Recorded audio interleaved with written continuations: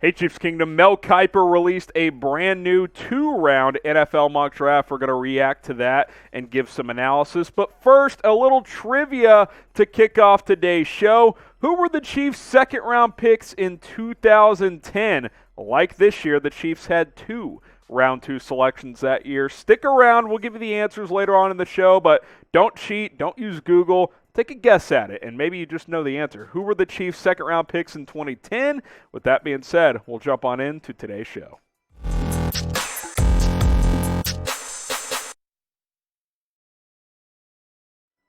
Today's Chiefs Report is presented by Manscaped. If you want the best men's grooming products on the planet, there's only one place to go. That's Manscaped. Head over to manscaped.com and use promo code Chiefs. That'll get you 20% off plus free shipping.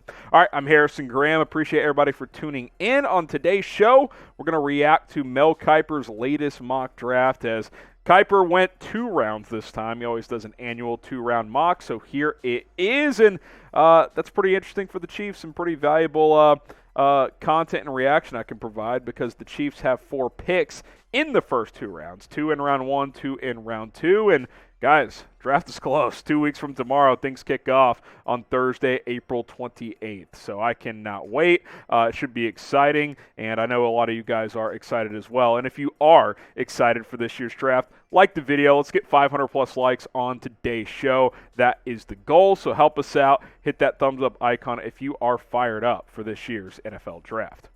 All right, let's get into Kiper's mock. Round 1, pick number 29 overall, Andrew Booth Jr., the cornerback out of Clemson as Kiper opts to go defense in round 1. Good ball skills, pretty decent size, 6 foot, 195. Played a little bit of slot and outside in college. For those wondering, he was the 4th cornerback off the board in this draft. Sauce Gardner, Derek Stingley, and Trent McDuffie were the top 3 that went off the board. And by the way, Sauce Gardner went number 2 overall, so pretty darn interesting. For Kansas City, you got to replace Charvarius Ward. And if it's not going to happen in free agency with a Stephon Gilmore or with a James Bradberry trade, then drafting a guy is probably the route you're going to have to go because I think you're 1 cornerback shy in your starting lineup right now. I think you've got 2 that can start in L'Jarius Sneed and Rashad Fenton. Sneed can play outside or nickel. I think they like him at nickel, but if they need to move him out there, they can. Andrew Booth would give you some versatility because all 3 of these guys have played nickel at one point or another, so I would like that addition. And I think late in round 1 is proper value. Had 3 interceptions last year for Clemson, 5 pass breakups, and I know a lot of you are saying, corner, what about edge? What about wide receiver? Stay tuned. Mel Kiper did address some other needs in this draft, and hey, the way these drafts fall, you just don't want to reach for a specific position. I think this is more of a BPA type of selection, best player available.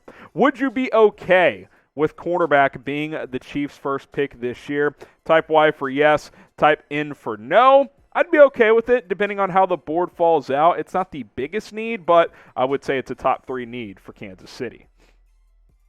Now, I believe the biggest need for the Chiefs is edge rusher, and that is the direction that Kansas City goes in this mock draft. From Mel Kiper, George Karlaftis, round 1, pick number 30 overall. You got to get edge help. You just got to get edge help, and good athlete at his size. Did some good testing at the Combine, and then ran the 40 at his pro day in a sub 4.8. Pretty decent number there for how big he is at 6'4", 275. And as you guys know, Steve Spagnuolo likes those bigger edge rushers, so I think he would fit what Kansas City likes to do at that position. Needs to finish more plays. You see the numbers, 4.5 sacks. You'd like to see him get home a little bit more, but he seals the edge pretty well, has good pass rushing ability. You would just like to see him complete some of those plays. The upside is certainly there.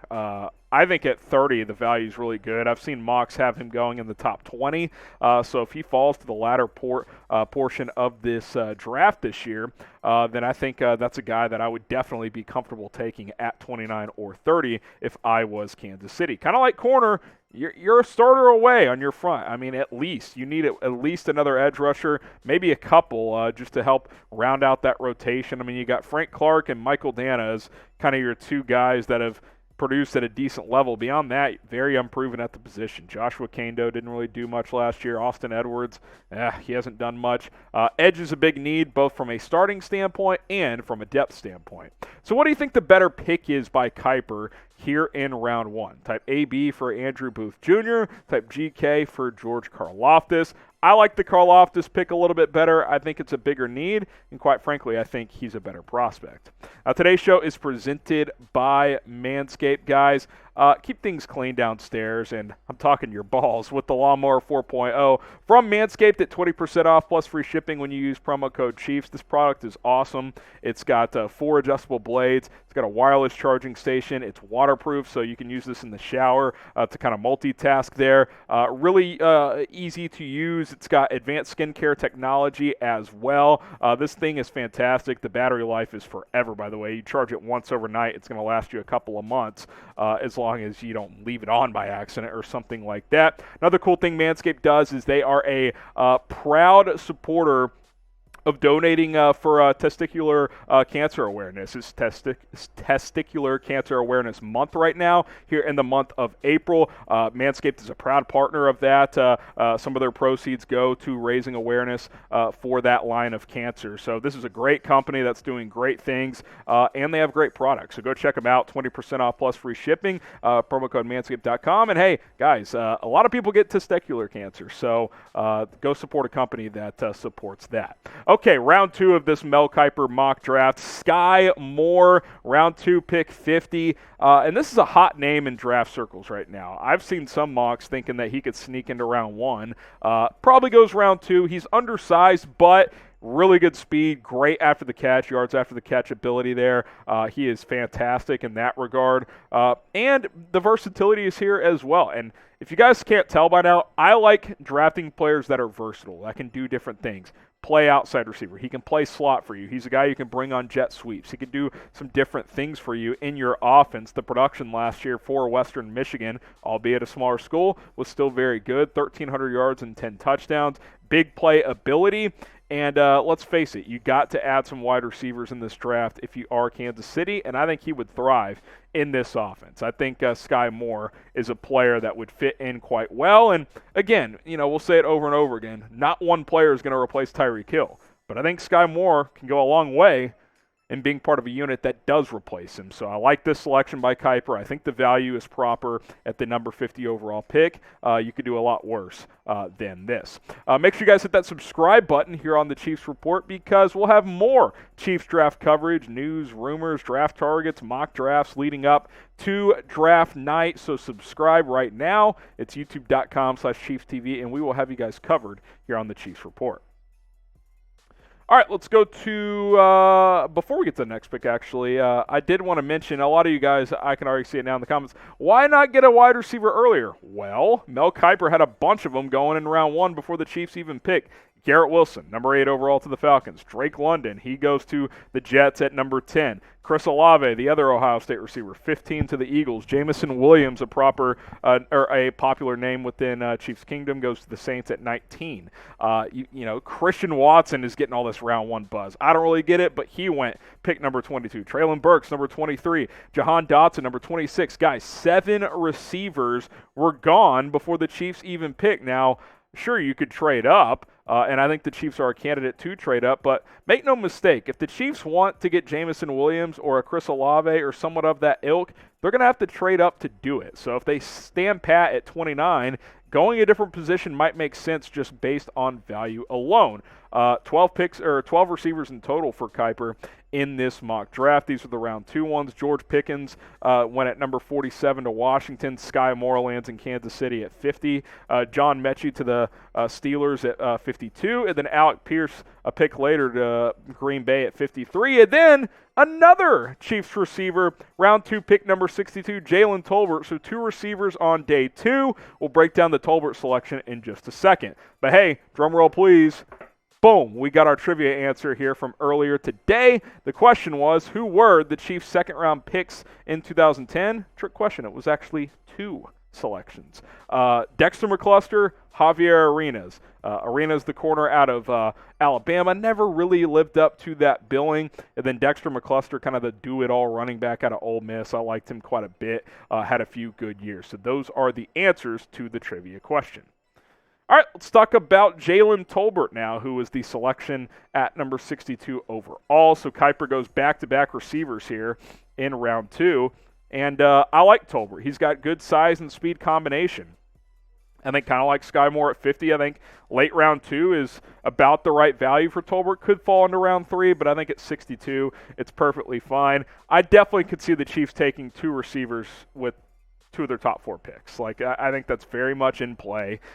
You lost Tyreek Hill. You lost not McCole Hardman, Byron Pringle, Demarcus Robinson. That's 3 of your top 4 guys you lost. Sure, you signed Juju Smith-Schuster and you signed Marquez Valdes-Scantling, but you need 1, if not 2 more guys. Josh Gordon, we don't know what he's going to do this year. Darius Fontaine, maybe. Cornell Powell, does he show something? I don't know. If you take 2 receivers on the first 5 or 6 picks of this draft for the Chiefs, I don't think that's out of the realm of possibility. And Tolbert is a guy who's been very productive. Had almost 1,500 yards last year, had 1,100 yards the year before, 16 touchdowns in the last 2 seasons, and he's averaged over 17 yards a catch in each of the past 2 years. What I like about this from Kiper, and I don't always agree with him, but I think this mock fell pretty good for the Chiefs, is both these receivers he took, different skill sets. More undersized, really good speed, yards after the catch. Tolbert, bigger physical guy, but he also has good speed as an outside weapon.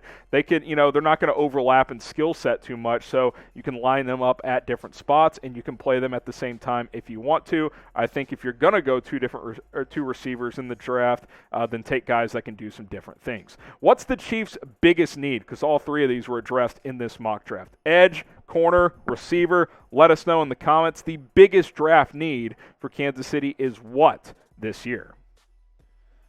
All right, and here is a recap of Mel Kiper's 2-round mock draft. In round 1, Andrew Booth, the cornerback out of Clemson, goes number 29 overall. George Karlaftis also goes in round 1, the edge rusher out of Purdue at pick number 30. Pick number 50, Skyy Moore, the receiver out of Western Michigan, and then another receiver, Jalen Tolbert out of South Alabama, goes round 2, number 62. Chiefs filled and cleared some hit on some big needs. I mean, those are the top 3 needs, and Kiper got 4 players at those 3 positions. I like that quite a bit. The purpose of this video was not to agree with everything Mel Kiper did, but I actually like how this fell for the most part. Would I like one of those elite receivers in round 1? Sure. But like I mentioned, you may have to trade up to do that. And, in mock drafts, if you're not doing trades, then you got to let the chips fall where they may. All right, so grade this mock for the Chiefs from Mel Kiper, A, B, C, D, or F. I'll go A-. No real complaints. I think some good players were drafted, and again, my only slight thing would be getting a better receiver in round 1, but the way the board fell, it just wasn't meant to be. So I'll go A- on this one. Be sure to hit that subscribe button as we are set to sign off here. More Chiefs news and rumors videos to come, plus some more draft coverage here on the Chiefs Report. So subscribe. Don't miss any of it. We'll have you guys covered with more videos.